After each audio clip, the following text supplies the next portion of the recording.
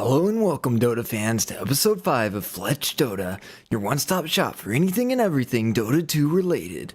I am, of course, Fletch, your purveyor of infinite wisdom throughout this journey that many refer to as the metagame. Guys, we got a lot of news tonight. Some really bad, some really good, and some just a little bit of Friday news. Laid back, kind of relaxed. Getting ready for the weekend. Getting ready for ESL 1. I know we got some people over in ESL. I know Flixie's up there. He's waiting to see all these new people. He said who'd you say you meet? Luminous? So, we are, of course, on episode 5. It is now June 27th, 2014. We are getting ever closer to TI4. And we have just wrapped up our final week of FletchDota. This, of course, is the first week of, I hope, many. As long as the news keeps coming in, I keep having things to say to you guys, then there's no reason for me to stop. And maybe I'll have something worth showing maybe a month down the road. Hopefully we see something developing around this, a little more than just a Twitch following. Maybe I can start building up a YouTube audience as well as a Twitch audience, and we start getting somewhere with the show. Also, I hope you guys see the production value go up as the weeks go by. This week coming up is a little bit busier than normal for me, so the show's going to be a little bit rough for me to set it all up, but I'm going to hopefully get by. I've got family coming into town for July 4th weekend. I've got a house I'm helping someone clear out to get ready to sell. And then, of course, I've got tournament casting every single morning, and it's on European time, so not exactly American time zone friendly. So I've got a couple hours of casting here or there, and then I got the show at night, and so I have to balance my other work in between and then before or after.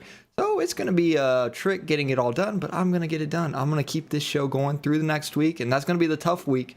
Then things get really easy for me. Y'all are going to see a lot more workshop stuff coming out for me in the next couple weeks as well, I hope. Of course, I did put out an axe set here about maybe 2 weeks ago now, I guess, since we're at the end of the second week. About 2 weeks ago, released an axe set. We have a bristleback set coming out pretty soon. Me and my friend that does the concept art finishes up the texturing for me and helps with the marketing images as well as the loading screens. He painted those up. Pretty nice. But we will be getting into some Dota tonight.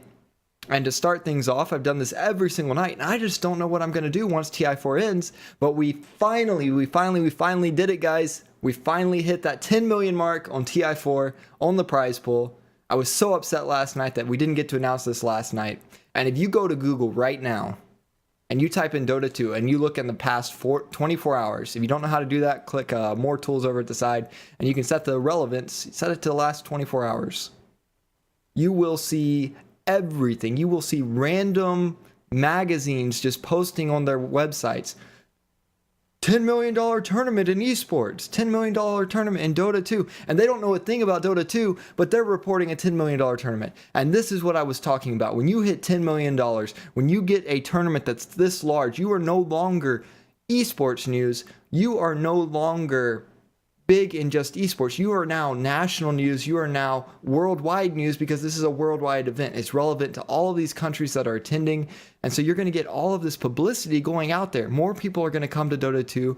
The esports in general is going to grow because now when you go to a sponsor, when you go over to what's a random product around my room, when you go to HP and you say, we need a sponsor for our esports team, and they go, what's esports?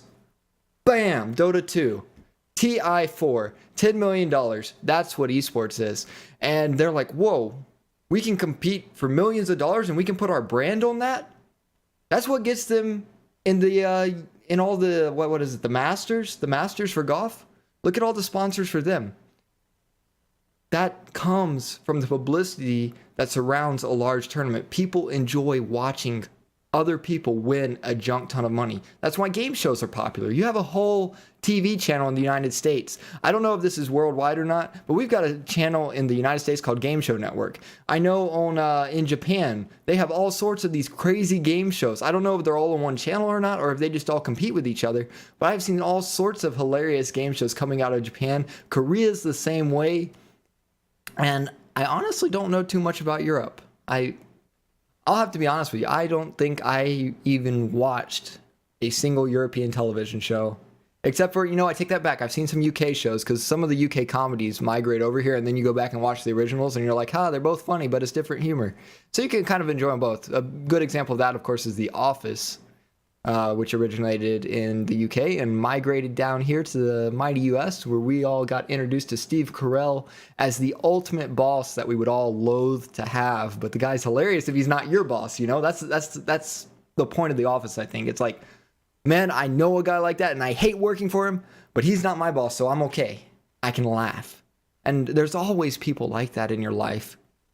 But Dota 2, $10 million, branching out into the entire world. And I think there's going to be newspaper articles coming out. There's certainly going to be them in Seattle. But I hope to see these, and maybe some of the big journals will pick it up. I don't know exactly how far the reach of Wall Street Journal type reporting goes, enough to say whether this kind of event would attract some sort of article in Wall Street Journal, but they tend to try and report on things that are development in the economic world and a potential opportunity for big investment.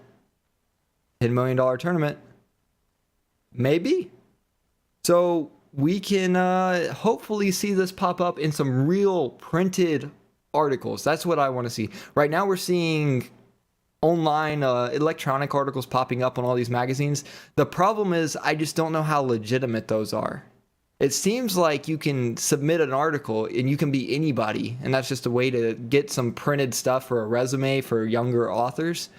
It doesn't really seem that a lot of those sites really require you to be a full employee of the site or anything. You can just submit. I think I can submit an article to most of those sites, and if they accept it, they post it, and that's that.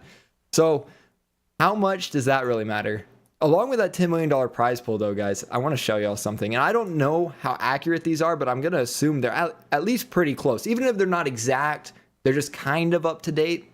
These have got to be close, and that's what's important. If you get a close estimate of what we've got.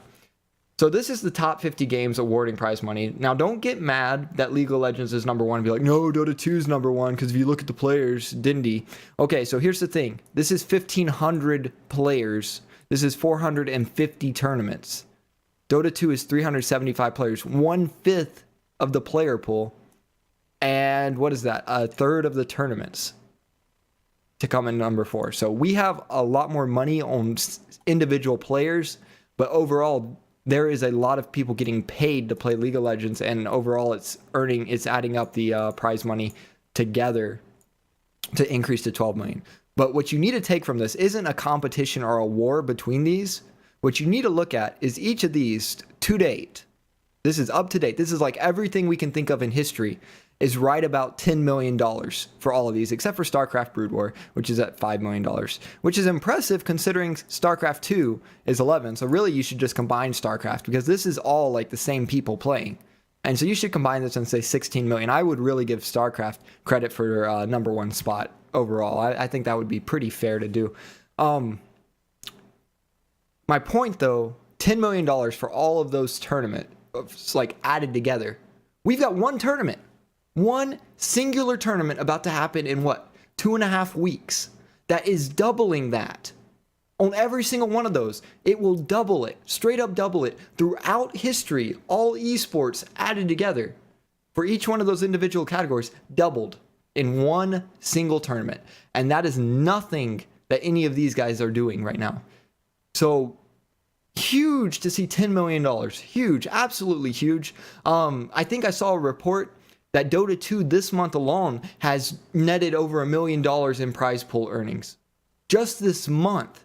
And that's because you've got a $10 million TI4 coming out. So now all these $200,000 tournaments are beginning to become the norm. You've got a lot more prize money. You're going to collect more sponsors. You're going to collect more publicity from the mainstream crowd. And that's what you want to develop this into a real, if you want to call it an esport, you need to make it something that reaches the public, because it's not about playing a sport in your backyard. Baseball isn't popular in America because a kid can pick up a bat and hit a ball in his backyard. It's popular because people go and fill stadiums to watch it. And that's what we're doing at the Key Arena. And if that can become a regular instance where it's accepted to, hey, you want to go see the Dota tournament this week, or the Dota game, just the Dota game this week, like you would go see a baseball game, you start to get real money coming into the sport. And then you start getting sponsored players, and you get all sorts of complications from that, of course. There's going to be some people who don't exactly like the big influx of money, but it's good overall because it opens up more jobs for all the people involved in esports. And it opens up more opportunities for somebody who wants to get involved in esports to find a place. You begin to get team managers, you begin to get team coaches, you begin to get publicity, public relations, you begin to get social media experts handling Twitter and Facebook pages. You get people editing videos, editing graphics, creating team sets.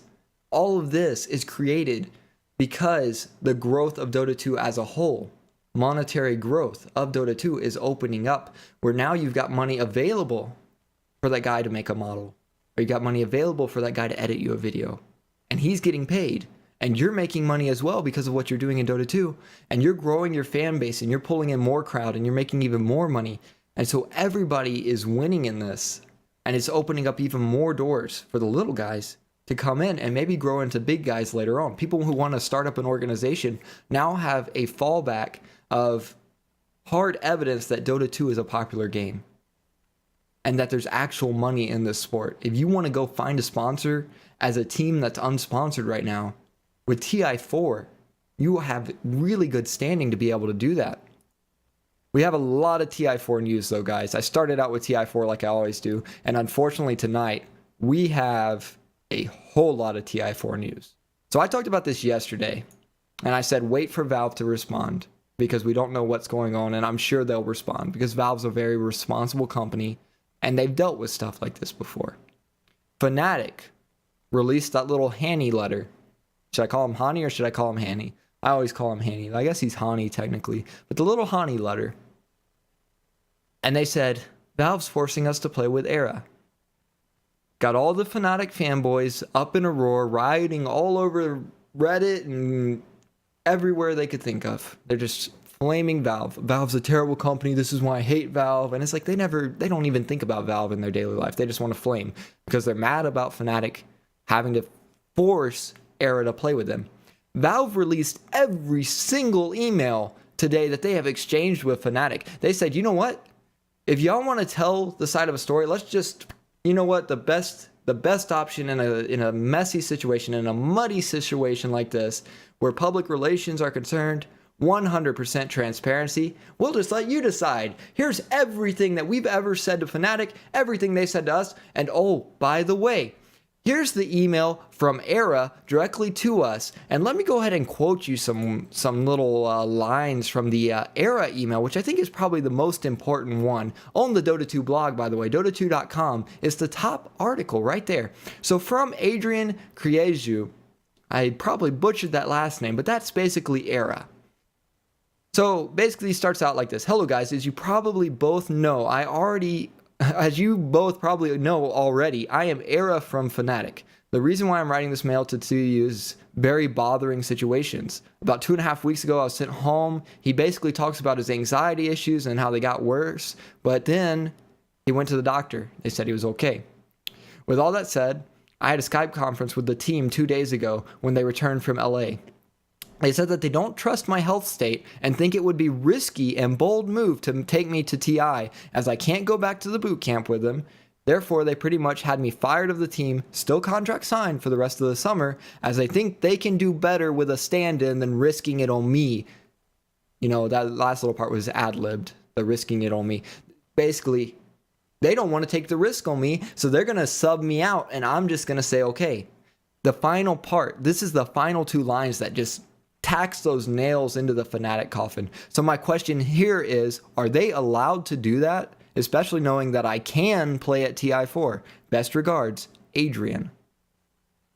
Era is essentially being bullied out of his team, is what this email is saying. Like, they do not want to risk him having any sort of performance issues at TI4 because it's such a big tournament. He's not able to boot camp with them before TI4 because he needs to rest for the 2 weeks before he travels. That's what his doctor told him. You've got to rest, so you can't travel to the boot camp.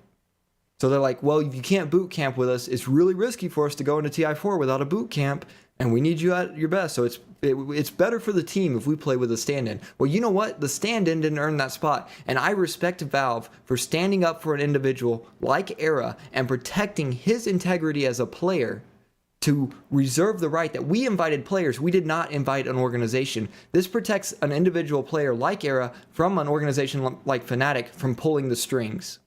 Fnatic is not invited to TI4. Era is invited to TI4. And what that means is you can't have Fnatic hang something over someone's head. We're going to throw you off before TI5 if you don't shape up. You can't do that. If they're the one invited to TI5, you've got to play with them. You can't just shuffle your roster to what you think is best to try and crush an international. That is not fair for the players. It's not fair for the organization to do. And Valve has put their foot down to make sure that cannot happen. And I am impressed with the way they handle this. And I'm also impressed by the fact that they just busted all the information out here. For those of you guys who want the full emails, there's actually the Dota 2 blog. So Dota2.com, you can go check that out. It's the top blog response right now from Valve. But also they put a little link in there, and this is important to read because they don't quote all the emails. They just quote you the gist of most of it so that you can see the important emails. But here's all of the emails, actually the Fnatic email text document that has everything in it. And the most important ones to me, at the bottom, this is Valve's response that really shows that they're looking out for Era. Sorry this has been so stressful, but I'm really relieved the decision you're all making. This is basically when Hani says, okay, since you're going to kick us if we don't play with Era, we'll play with Era. Even though okay, so here's actually Hani's words. Where we end up in terms of results is questionable, but we won't give away an entire year for nothing. So we're going to play, even though our results might be worse because we're not playing with Excalibur. But you know what? It's not his right to decide to play with Excalibur. That is Era's decision. And Era wants to play in TI4, and rightfully so. He earned that spot. Excalibur did not. As much of a good player as Excalibur's been, he's playing in ESL because he earned being in ESL with Fnatic. He has not earned that spot in TI4. That is Era's spot, and if he is right to go through doctor documentation, there is no reason anybody should ask him to leave. Now, Valve's response, though, officially to Hani after he says, okay, we'll be playing with Era. Sorry this has been so stressful, but I'm really relieved with the decision you're all making. If there's any special arrangements of any kind we can make, please let me know how we can be accommodating. I'm not sure if airplanes are a specific trigger for Adrian, but if so, we could try to get him a better seat for the long flight over. Eric. So basically, like, tell us what we can do to make sure Era is in a physically good condition to be at TI4. We'll make arrangements. We'll help you guys out. That's different than saying, hey, we're going to swap Era out with Excalibur. And then finding out later from Era, not from them, but from Era that, like, guys, are they actually allowed to just kick me from the team for TI4 and replace me? Because I really wanted to play and my doctor said I was okay. So, really bold move from Fnatic to drop the article like they did and make it seem like Valve was being the bad guys here. Honestly. That was kind of a low blow, I think, from Fnatic to release a one-sided story like that instead of keeping this private. But Valve handled this correctly. And I say, get wrecked, Fnatic. You got owned. Valve is just like killing spree right there. No, they just got a full rampage. They took out the COO, the CFO, the CEO, the players that were trying to swap him out with Excalibur, and all the Fnatic fanboys that were sitting there flaming Valve. That's the full rampage coming out of Valve right now against Fnatic. So, that's really good news, I think, for Era, but it's kind of unsettling news for Fnatic. Fnatic's one of those teams that's been around forever, and you think of them as really good friends. But what do you do when you have a huge issue like this come up between friends? Littler things than this have torn apart teams in esports, and even real-life relationships have been torn apart across smaller issues than this. I mean, anytime you get big money into the picture, you really find out who your true friends are. And they basically threw Era under the bus just to have a better chance at winning the $10 million because they were scared Era wouldn't perform because he wasn't practicing with them for 2 weeks in the boot camp because he couldn't travel to the boot camp or he would risk upsetting his anxiety and not be able to travel to TI4? How do you come back from that as Era? How do you come back from that as the other four when you're looking like, well, Era went behind our backs to Valve, and now we look foolish. But, you know, really, they're the ones in the wrong, but they're going to blame Era. They're going to blame Era. That's just how human nature works. So, scared for Fnatic as a team. I hope they can come through this, because they are, you know, it's always like you deal with their manager, and he's always so nice, and he handles things so well and professionally. And it's always seemed like the Fnatic organization was a good organization, and I think this may have just been miscommunications all around, but I really hope it doesn't tear them all apart. And at the same time, I think organizations need to take a note. It's okay to want to change your roster. If you decide you don't want Era on your roster anymore, you're allowed to make that change.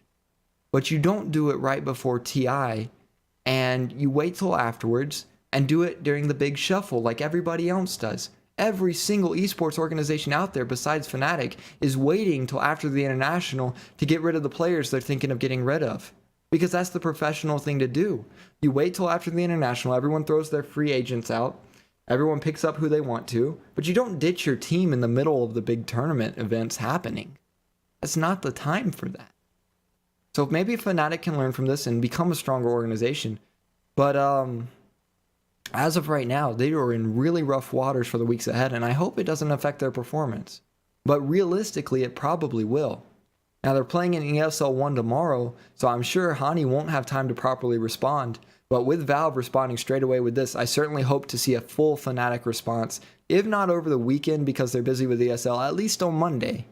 It would be nice to see them come out and decide to clear the air, because they're the ones with the muddy water now. Valve certainly cleared everything on their side. More TI4 information though, and this one doesn't have quite the happy undertones that Era getting to play at TI4 does. You know, even though it had the messy part about Fnatic as an organization, it still had like the little good ending. Yay, Era gets to play at TI4. This one's probably the worst thing that could happen to you as a team. You're not told that you're not playing. You're told that maybe you're playing. But as of right now, you just don't know. You are sitting there wondering every single day, is my visa going to go through so that I can go to the United States? CIS, their appeal for the second visa, June actually posted on his Twitter in what language is that? Where's June from? I gotta think. I think it's Chinese, right? CIS is a Chinese team. I'm pretty sure it's Chinese. But he posted it in Chinese, so I'm just going to have to take people's word for what it said. But basically, their second visa was denied again, and so they're submitting again for a visa. And I don't understand how all the other Chinese teams get visas, but CIS is like the only one. It's like, doesn't the visa office realize after a certain point, there's a bunch of Dota teams, and we've accepted that one, that one, that one, that one, but we didn't accept CIS. Why is that? Why can't we accept CIS? Is it because they have a German on their team? Is that what it is? You only want to let Chinese people come out of China? You don't want to let the Germans leave China? Are we hating on Black as a player? Are we stopping him from coming to TI4? Actually, I think Black's the only one that is able to come, because as a German, he doesn't need a visa, if I understood correctly. Some sort of politics between Germany and United States. So, works out for Black, but the rest of his team is getting denied, and that is just unfortunate. So maybe they can get that sorted out. I hope Valve at least put some good words in to try and help them out and sort things out. I'm pretty sure they've got a big legal team to handle this kind of stuff. When you're a big corporation like that, are they a corporation? They could be a corporation. I mean, they've got Steam and everything. That's like multi-billion-dollar industry right there in Valve. So I'd assume they have a team of lawyers to handle this kind of stuff. Maybe they can get some people on the line. So good luck, CIS, but as of right now, no visas. No visas, no travel. No travel, no TI4. Maybe we won't see CIS at TI4. Now, if that happens, then what do? Do you just have a blank spot in your roster? Because that close to the tournament, how do you get somebody to fill in for TI4? What if they don't have their visas ready and they can't get visas for a couple of weeks and you can't fly them out? I don't know. Not my problem, though. That's going to be Valve's problem if CIS can't go. They have to make the final decision. On top of that, though, for those of you who do plan on going to TI4, Valve has released their ticketing information. So for those of you who want to see that, let's go over to here. International ticketing fact. Can I buy a ticket to the international? International sold out. Sorry, guys. No tickets. But on the meantime, you can figure out where to pick up your tickets if you do have one, VIP, floor and general admissions, the will call hours to pick up at the arena itself if you can't get them shipped to you because you're not United States. And of course, a nice little map showing you how to get to the key arena, where it is, and where will call will be. So check that out if you do have a ticket. I don't know how many of you are actually going to TI4, but it is there. And final TI4 news, Noob from UA put out a nice little YouTube video. It's about a minute long. It's actually about 2 minutes long, 1 minute 58 seconds. So for those of you who like watching short little YouTube videos, you've probably seen Noob from UA if you follow Dota 2 YouTube videos at all. He puts out a lot of skill-based videos that he makes that are pretty good. I don't know. I wouldn't know that I'd call them like the best videos I'd ever seen, but they're pretty decent quality skill videos for like Dindy and Sing Sing, you know, all your favorite players. And he put out a YouTube video here pretty recently. Let's see, when did he release it? Actually, I can tell you exactly how long he released it. About June 27th, so sometime today. I guess it doesn't give me an exact date and time, but sometime today, he released a video.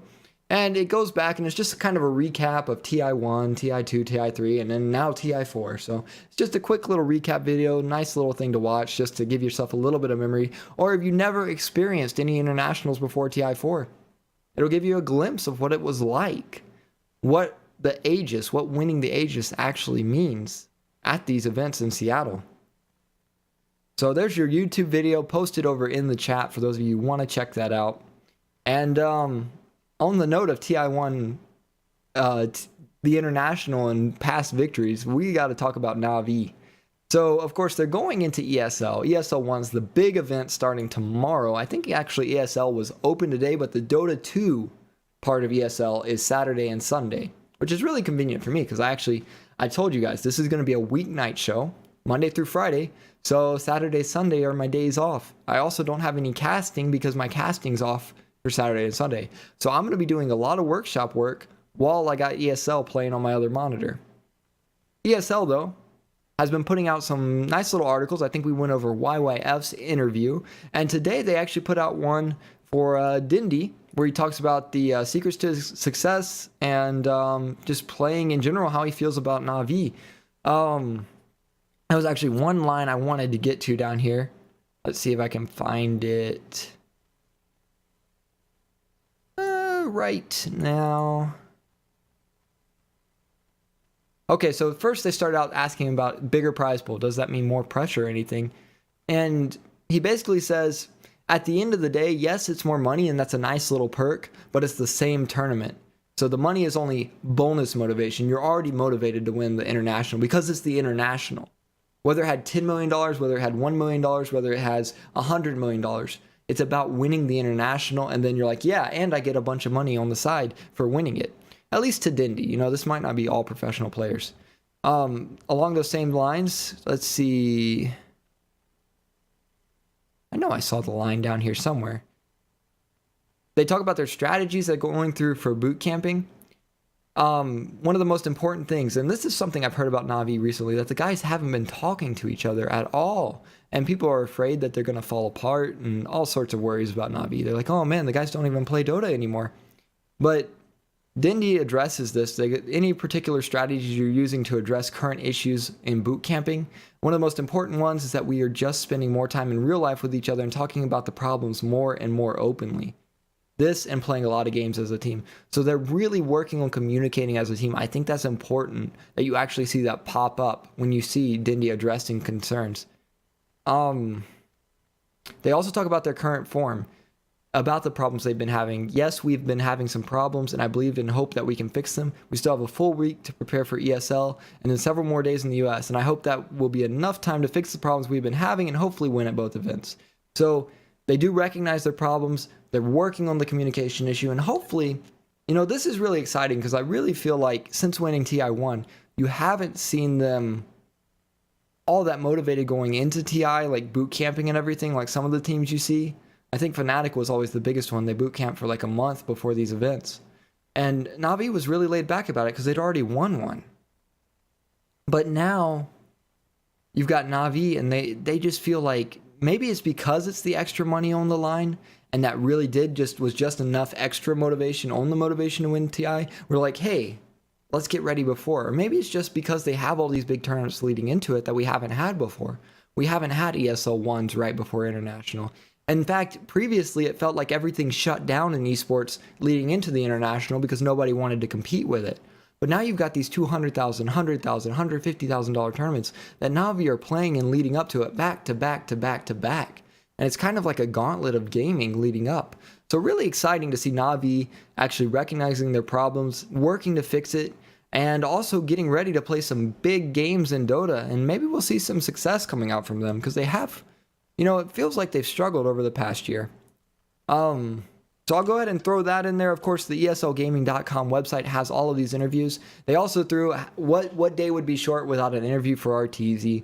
So they interviewed RTZ, guys, and there's really one line I want to just use to sum this whole interview up. And let me just scroll down here. We've got right down to the bottom. Here we go. ESL. Given that PPD's win rate with Treant Protector is sitting at an impressive 85% in competitive play, do you expect that hero to be banned out going into ESL 1 and TI4? What's your favorite pickup in place of Treant Protector? RTZ. I think teams will ban what they feel is strong versus them, so it's a case-by-case basis. I also told PPD to learn Pudge because he can easily replace Tree as his spells are similar. So if you want to check out the full RTZ interview, lots of always a joy to see this guy. I think he is probably one of the best at handling interaction with the public. If you ever watch his stream at all, you'll see him do Q&A streams, and he answers the questions very thoroughly, but in a tactful manner. There's some people who don't handle certain questions very tactfully, but RTZ always seems to handle it pretty tactfully. And I think that's impressive for a guy his age, because a lot of people don't learn to do that for quite a while, at least until it comes back and bites them, and they end up sabotaging themselves. I've certainly done that, and I still do that. So very impressive to see him already doing that at such a young age. Certainly going to help him out in the long run, and I think it's already helped him exponentially because he's made a circle of friends due to his nature. He hasn't pushed people away. Last bit of ESL news. ESL, I don't know if you guys have seen this site, but there's ESL.tv. It actually has all of the channels and everything for ESL listed on there, as well as schedules. So it's kind of like an all-in-one Twitch page just for ESL. And it's pretty inclusive. It's got coming up. It's got the artist workshop going to be streamed on there. Anuxi and Spudnik. It's got a pre-show for ESL 1 Frankfurt, IG vs Mouse Sports, signing sessions, Beachy versus Fnatic, more artist workshops with Red Moon, more signing sessions, Alliance versus Cloud9. So it'll have all the stuff on the ESL website, ESL.tv. They've got channels for all the different. So let's see. They've got all, of course, all their sponsored channels that they're going through, and then the full schedule, the events, and of course you can select different games. If you don't want to watch Dota 2 all the time, you can go catch some Counter-Strike or Diablo 3. So have some fun with that, guys. The ESL.tv website, pretty cool. I actually found it out today, so maybe you guys didn't know about it. Maybe you did. Maybe you already knew about ESL, and we're like, hey, we've already seen that. That's pretty lame. Why are you telling us that now? That's not news. But ESL.tv, check it out. On top of that, TI4 people going to TI4 Aero. I've been kind of wondering how the teams from Southeast Asia are going to do. Aero Gaming goes against Myth Trust in the grand finals after winning the Bounty Hunter Asia Special just a couple of days ago. They go into the grand finals of Good Play Gaming versus Myth Trust. Myth Trust, known to be a pretty solid team as Southeast Asia meta. As concerned with the Southeast Asian meta. So if you're looking at Southeast Asian teams and you see Myth Trust, odds are they're doing pretty good. Grand finals, not surprised to see them there. Aero defeated them 3-0. Aero is looking to be in top shape. They are just crushing Southeast Asia right now. Let's see, who else they beat? They also beat Titan on their way in there, and Invasion Gaming. So they are just crushing people left and right in the Southeast Asian scene. They are putting it on full throttle, and they are ready for TI4. This is what you want to see going into these big tournaments. You want to see teams improving and getting all excited and hyped up and coming together with new strategies and better plays all around. 3-0 solid victory over Myth Trust, a team that wasn't able to qualify for TI4 is expected of Arrow at this point. If they struggled against Myth Trust and Myth Trust couldn't even get to TI4, what are they going to do against TI4? This should be a cakewalk for them anytime they're playing against these teams, and that's what they showed us. 3-0, Good Play Gaming title goes to Arrow Gaming. So great job by those guys. And of course, you really need to wonder, how's Titan going to do? Because Titan actually lost to Myth Trust 2-0 in the first round, went to the losers bracket. Arrow actually 2-1 them. Now, on that same note, Arrow lost to Invasion in the first round as well, 2-0. But then they went down, they crushed Titan, they went and played against Invasion in a best of 3 to follow up that round 1 loss and beat Invasion 2-0. So they come back and redeem themselves in the past little bit. Even though they lost in that first round, they've made up for it. They beat the team that beat them, and it wasn't just a best of 3, it was a best of 2. It was 2-0 victory, and then they go on to win the grand finals in the best of 5 in a 3-0 victory.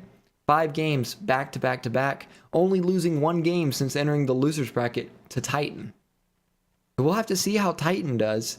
They certainly should look to maybe make a little bit of a name for themselves, more so than they already have coming into this, or they're not going to have too much excitement surrounding them. I mean, I'm sure there's Titan fans out there that are going to be hyped for them either way. But if you're the one that got knocked out in round 1 of the winners bracket and the losers bracket, or if you're the guy that just crushed everybody and went straight to the best of 5 grand finals, who are people going to be cheering for? That's going to be Arrow Gaming. So really exciting to see these teams heating up in Southeast Asia, because Southeast Asia kind of feels quiet. It's like North America last year was really quiet. But this year we've got EG. So everyone's super excited about a North American team for the first time since forever in Dota 2. But now Southeast Asia is so quiet. You need somebody to get excited about. You need Arrow, you need Titan, you need them to step up and make a name against these Chinese teams. Otherwise it's like, oh, you're just the South America of your region. There's teams there, but they're tier 2 teams. We need some tier 1 teams. And I mean, that's how South America is right now. It's like they've got teams, but they're still tier 2 teams. They haven't stepped up to become tier 1. North America, only has 1 tier 1 team in the EG.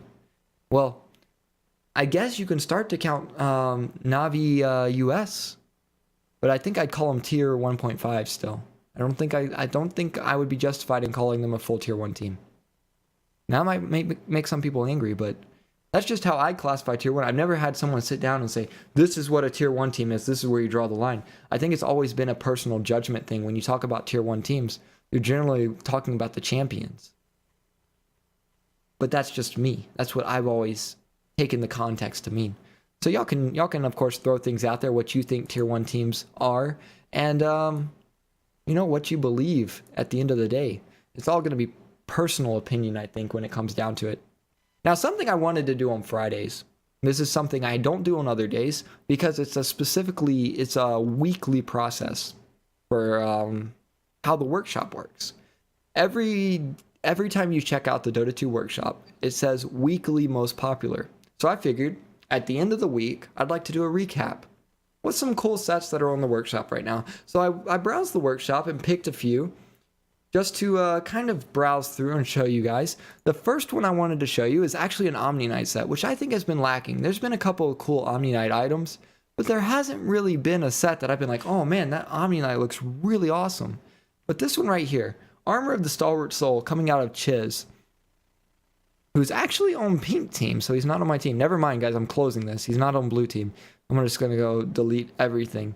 But the Armor of the Stalwart Soul looks really awesome in my opinion. I really like this armor set, the design behind it, as well as the way not just the, what do I call these, ribbons? But the cloth is actually flowing around his body and everything. I also like the way he did the hair. It kind of fits the rest of the theme. And a lot of Omni Knight is just helmets, but this is just an actual hairpiece for him. So really awesome to see Omni Knight's head. And also just like the little bangs right there look really cool. So, I mean, 580 ratings and 5 stars. Certainly proving his worth on the workshop. Really awesome Omni Knight set. I think you should all go check it out. It's in the top of the collections. If you just go to Dota 2 Workshop Collections, there it is right at the top. And the other one I saw this really cool Invoker set. And it's actually got 2 pieces. And I prefer the light piece over the darkness piece, but there's a light side and a dark side. for this Invoker set, but it looks really cool. I actually saw this piece first, and I'm just gonna go ahead and be honest with you guys. Shoulder pieces are like my weakness in an armor set.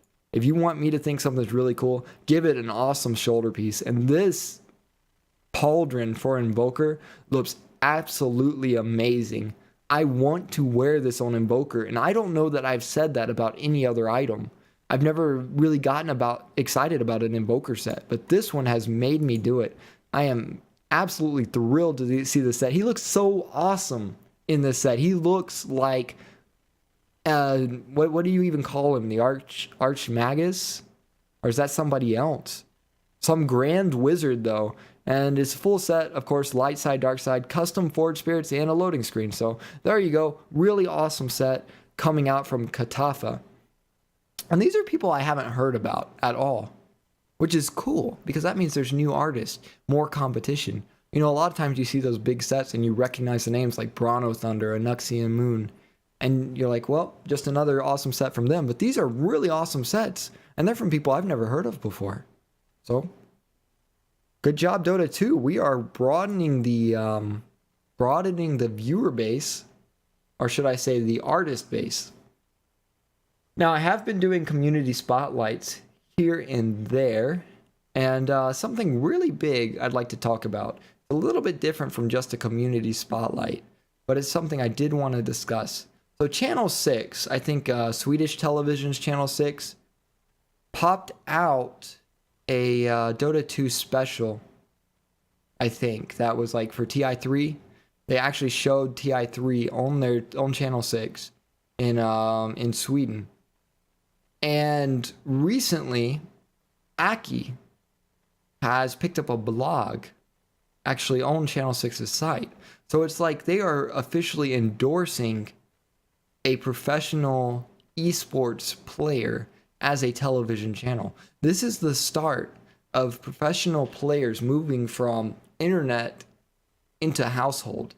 Because at the end of the day, yeah, there's computer gamers like me and possibly you who are watching Twitch TV. But the large majority of people just flip on the regular TV. They don't go to a website to watch their entertainment. Maybe some Netflix, but that might be about it. They're really just going to browse through their cable channels and see what's on the TV at the time. Now, if you pop on the news and instead of seeing the Super Bowl, you see a Dota 2 tournament,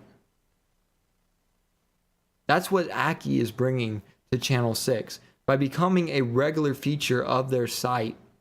By actually participating with this blog, he is now going to be known like, oh, Channel 6. Oh, did you see Aki's stuff for Channel 6? When you start showing Aki playing in Dota 2, every time he plays a tournament game, if they start showing it on Channel 6, this is a step towards that direction. And that's when you start having people in Sweden seeing Aki on TV. Like, oh, it was an Aki game. Did you watch the Aki game?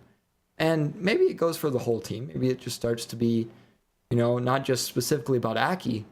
But it's great to see a player not just given the opportunity, but taking the opportunity. They also showed DreamHack on Channel 6, it looks like what Flixie's saying. So that's really cool that Channel 6 is stepping up like this. And it'd be nice if not only do they step up, but we start to get data back.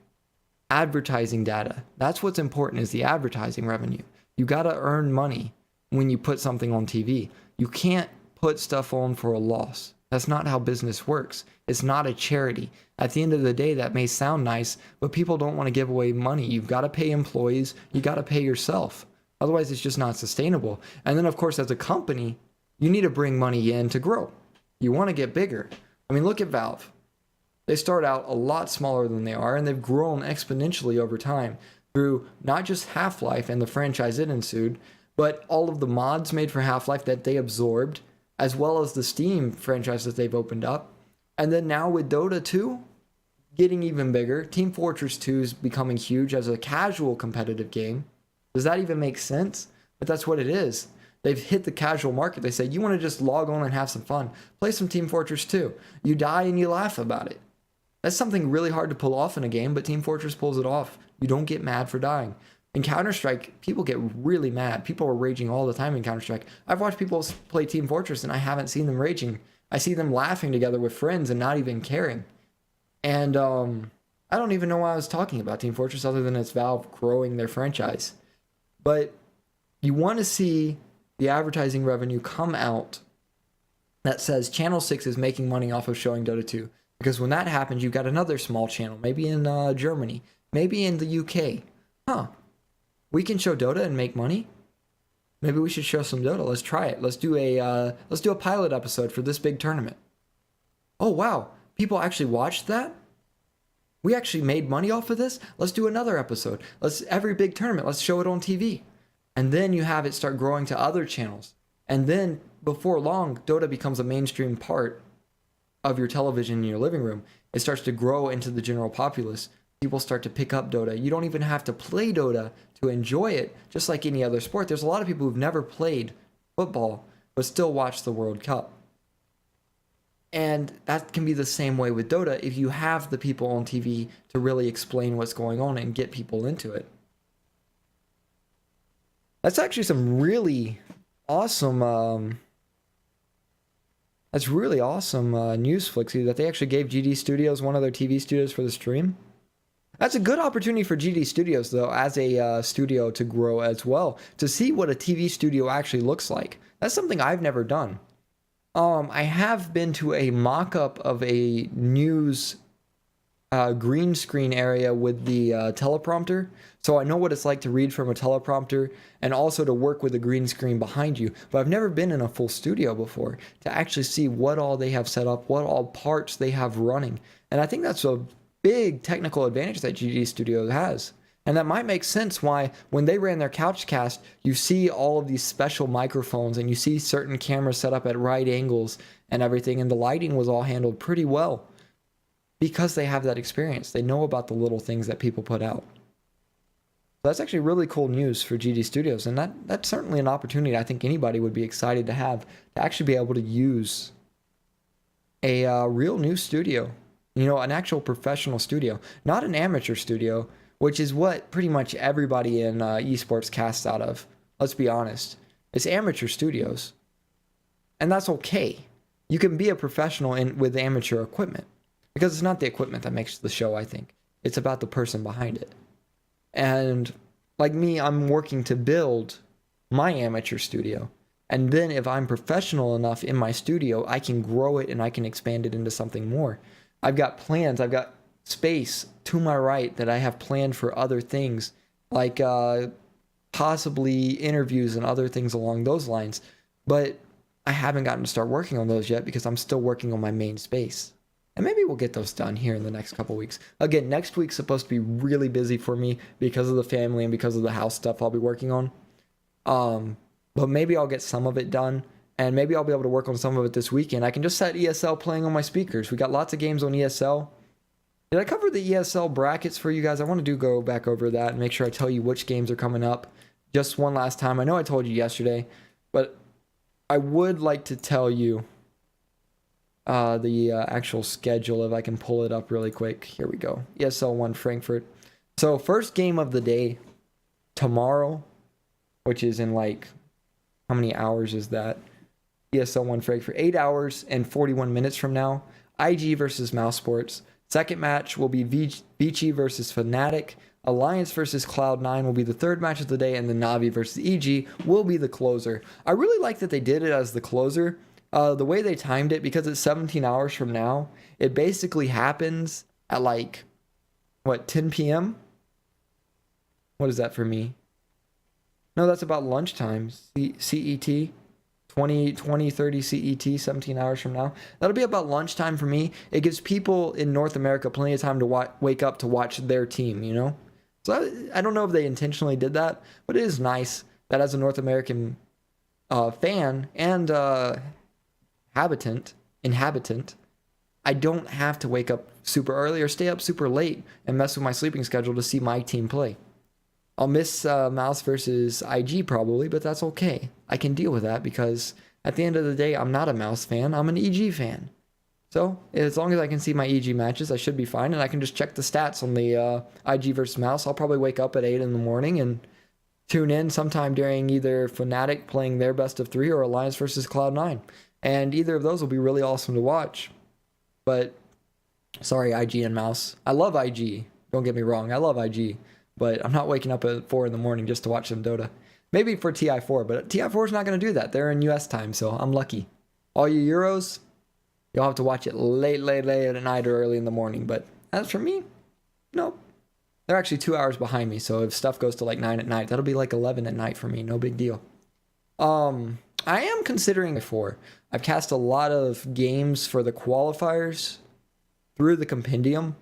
That's something Valve's stance has been very clear on in tournaments. They allow you to cast if you own the ticket, through the ticket.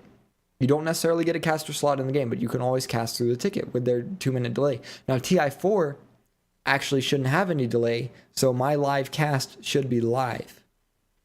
If I understand correctly, there should be no Dota TV delay. So I'll be able to cast live, and then I won't put any delay on my stream, because when I cast through a ticket, I'm not required to put any delay on my stream, because I'm watching at the same time anybody with a ticket can watch it. That means I can interact with the chat, which is the two things I enjoy doing. I want to be able to cast with no delay so I can interact with you guys while I cast, and then casting TI4 could be fun. So I'll think about that still. It depends on what my time schedule looks like going into it. And of course, I still want to run the show during TI4. I want to run it in the evenings. I don't want to say, nope, no news show for TI4. I want to keep it going so that I can talk about TI4 every single day that the games happen. You know, do a recap, something really cool I saw, any news that comes out during TI4. I want to keep you guys covered. Now, the shows might get shorter because it might just be TI4 information, which is pretty much just tournament results. There won't be a whole lot to talk for. We'll have to wait and see. I'm not going to stretch it out to an hour every time and force you guys to watch an hour, you know, just because I'm sitting here staring at the camera. I want to try and give you guys content. I think that's important. So we will have to see how things go for TI4, but I will run the episodes every night, and we'll just have to find out how much content actually comes out. Hopefully a lot. I'd like to see a lot of things happening during the day. And if they are, then maybe we'll get our hour show. But as for that, I will be wrapping up the news segment for tonight, FletchDota episode 5, and we'll be going into the Dota segment where I play Dota and chat with you guys, the viewers. Of course, that's not posted on YouTube for all you people who've seen the episode on YouTube and are confused about it. You got to stop by the stream to see that live. Twitch.tv/MasterFletch. Follow me on there to see when I go live. I do lots of casting. I do workshop streams. I do video game streams on the side. And then also follow me on Twitter. Twitter.com/FletchDota to be able to find out when I go live when I'm not on my own stream. Sometimes I'm streaming on other sites. When I'm doing tournaments specifically, some of them are sponsored by other sites like Daily Motion. And the best way to find out when I'm live or when I'm doing something, I post it on Twitter. So be sure to follow me on there. And then, of course, questions, comments, concerns, anything you think that can improve the show, be sure to drop it off to me. You can send me a message on Twitch. That's a pretty easy way if you're watching on Twitch right now. You can send me a tweet. You can tweet at me. I check my notifications. So I love seeing tweets back from you guys. If you have any information, if you see something cool that should be on the show, or if you think something should be changed, or just a good idea you think might look neat for me to do, or even just a segment you think I should try out. Certainly open to suggestions. This is a brand new show that I'm working through, and so we are slowly going to mold this into something great, or at least that's my goal with this show. But as for that will wrap up this Friday episode, and thank you all for watching today.